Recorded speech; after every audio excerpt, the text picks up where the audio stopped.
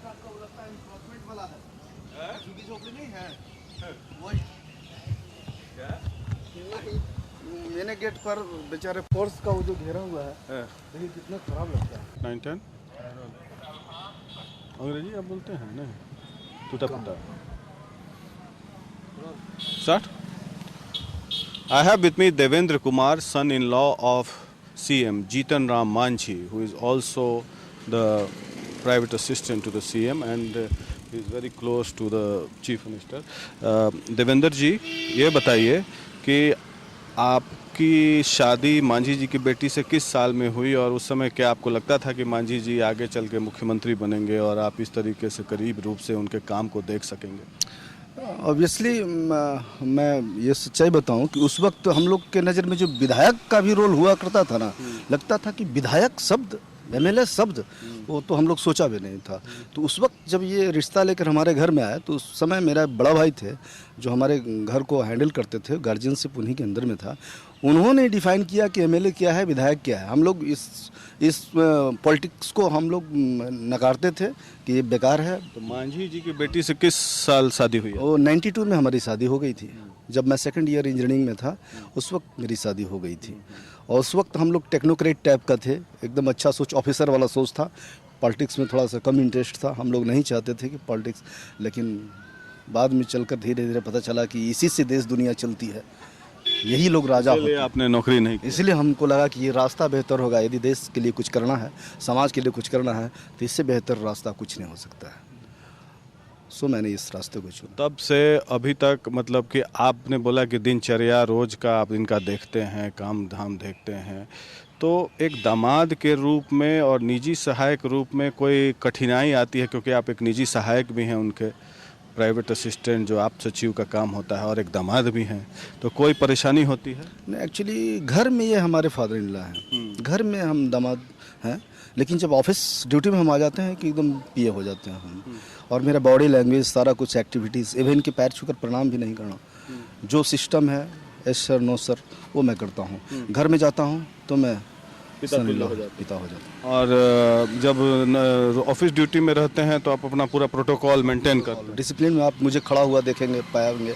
ऐसा नहीं कि वो जो दामाद का रोल होता है वैसा पाएंगे।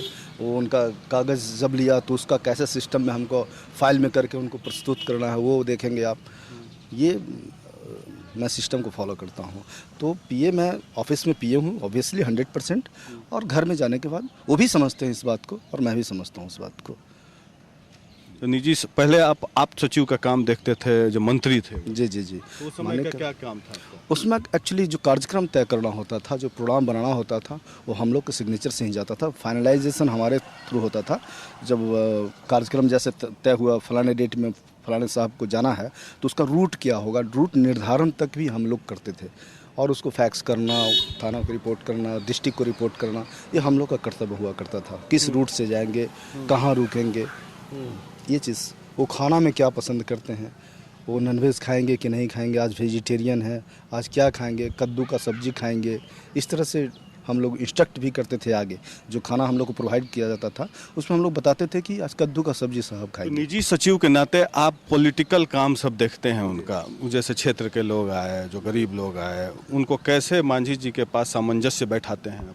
एक्चुअली जो बाहरी जो लोग हैं वो भी जानते हैं कि देवेंद्र जी बहुत करीब हैं, तो अप्रोच करते हैं। उन तक नहीं पहुंच पाते हैं तो हमसे अप्रोच करते हैं। करीब मतलब दामाद हैं तो ऑब्वियसली उनकी पहुंच ज़्यादा होगी। जी जी जी। तो अप्रोच करते हैं तो मैं एक सूची बनाता हूं और सूची बना के साहब के टेबल पर मैं रखता हूं और उसमें वो देखते हैं कि वास्तव में किससे बात किया जा सकता है। मैं टेलीफोन नंबर के साथ प्रस्तुत करता हूँ और वो फिर जिससे ज़रूरत समझते हैं वो फ़ोन लगवाते हैं और बात करते हैं। वो राज्य हित में अगर बाहर से निवेश आता है या राज्य हित में कोई काम होता है तो वो भी आप सुचारू ढंग से देखते हैं? ऑब्वियसली मैं चूँकि सोशल वर्कर, सिर्फ सोशल वर्कर नहीं हूँ, मैं एनजीओ का भी काम देखता हूँ।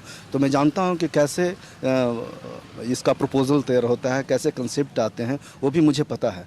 तो मैं थोड़ा सा इसमें भी मार्गदर्शन में थोड़ा सा ये करता हूँ, उनका सहयोग करता हूँ कि ये कैसे मीटिंग अरेंज होगा, पावर प्रेजेंटेशन कैसे बनेगा, इसके आगे की रणनीति क्या होगी, मैं वो भी देखता हूँ। तो आप सचिव और निजी सचिव के काम में क्या अंतर है? बहुत फ़र्क है सर। आप सचिव एक्चुअली सीनियर पद है और ये निजी सचिव उससे जूनियर है। तो आप सचिव पीएस टू मिनिस्टर एकदम एग्जैक्ट वो शब्द सेट करता है, लेकिन पीए से पर्सनल असिस्टेंट जैसे ही शब्द आ जाता है तो दूरी बन जाती है।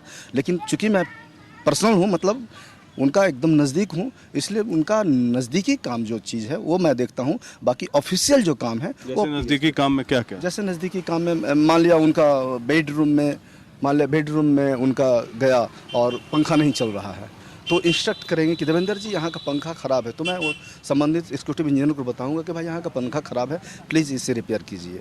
ये चीज़ सर, बाथरूम में पानी वो लीकेज है तो मैं बताऊंगा। आगे आपका राजनीति में भी आने का कोई गुंजाइश है? इसीलिए आप नौकरी नहीं करते, आप इंजीनियर हैं पेशे से, आपके भाई डॉक्टर हैं, मैनेजर हैं, तो आप चाहते हैं कि आप राजनीति में आए, मांझी जी के साथ जुड़ के क्या सीखते हैं मांझी जी से? बहुत कुछ सीखने को तो मिलता है, अच्छे लोगों के साथ रहिएगा तो अच्छा ही चीज़ सीखने को मिलेगा। इनसे यदि आप समय शेयर करेंगे तो इनका एक एक एक्टिविटीज़, इनका सुबह से लेकर रूटीन भी जो इनका है वो भी सीखने लायक चीज़ है। बाद की बात, ये तो महान पुरुष हैं, इनके अंदर ज्ञान की भंडार है, वो तो बात की बात है। इनका जो दिनचर्या है वो भी एक सीखने लायक चीज़ है। नीतीश जी ईमानदार व्यक्ति थे, बहुत मेहनत किया बिहार को आगे बढ़ाने में। नीतीश जी और इनमें क्या अंतर देखते हैं? सर ऐसा एडमिनिस्ट्रेटिव है तो मैं देख रहा हूँ कि एक्चुअली जो काम करने का जो तरीका है, जो इनको मैं शुरू से देख रहा हूँ, मैं इनको सिर्फ जानता हूँ कि शुरू से कैसे काम कर रहे हैं। उनका जो था दिनचर्या मैं नहीं जान रहा था, लेकिन मार्केट में जो आ रहा था उसको हम लोग समझ रहे थे। लेकिन इनका जो दिनचर्या है वो मैं जानता हूँ कि मैं तुलना तो नहीं करूँगा, लेकिन वास्तव में ये काबिल तारीफ है। आगे आने वाले दिनों में इनको मुख्यमंत्री रहना चाहिए? ऑब्वियसली मैं तो चाहूँगा कि रहें। मैं तो आप कब लड़ रहे हैं चुनाव? सर आप ये अप्लाई कर रहे हैं जेडीयू का टिकट के लिए अगले विधानसभा में? पिछले बार आपने ट्राई किया था, मुझे पता है। एक्चुअली ये जो स्थिति है, ये जो अभी जहाँ मैं खड़ा हूँ, इसमें अब अप्लाई शब्द नहीं आता है। अब अप्लाई मैं करूँगा क्या? मुझे लोग जान रहे हैं। यदि ज़रूरत होगी, पार्टी को लगेगा कि ये वास्तव में पार्टी के लिए कुछ काम कर सकते हैं, तो खुद मुझे उतारें। मांझी जी के दामाद होने का कम से कम इतना फायदा तो मिलना चाहिए भाई, आपको इतना सेवा कर रहे हैं बिहार का मुख्यमंत्री जी का। ऐसा नहीं सर, बहुत कुछ मिल गया है। मैंने दामाद होने का बहुत फ़ायदा मिल गया है, जिसको हम लोग उम्मीद नहीं। जैसे यदि दामाद नहीं होते तो वास्तव में सीएम आवास का जो सारा कुछ है, हम लोग फैसिलिटी को तो एंजॉय कर ही रहे हैं ना, तो वो कहाँ से मिलता हम लोग को? तो दामाद होने का इतना बहुत है, इतना कम से कम मिल गया, हम लोग सेटिस्फाई हैं। आप रहते यहीं पे हैं? हाँ, दिन में ऑफिस पीरियड में मैं रहता हूँ, रात को मैं अपने घर में चला जाता हूँ जी। और यहाँ मांझी जी के यहाँ कौन कौन रहता है? मम्मी जी रहती हैं जी भाई, और बेटा कभी आते जाते हैं, चूँकि उनका अपना है, वो गया में रहते हैं।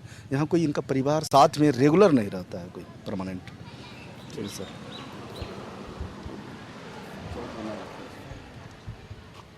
गाँव कब जाएंगे तब ना, खेती बुआई तो इनका प्रोग्राम के अनुसार जाना है। जाएंगे तब ना वहाँ, तब मजा है।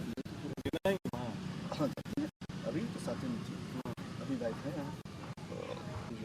जैसे ये आहरा पर जो चलते हैं पैदल खाली पाँव, ये देखने की चीज़ है।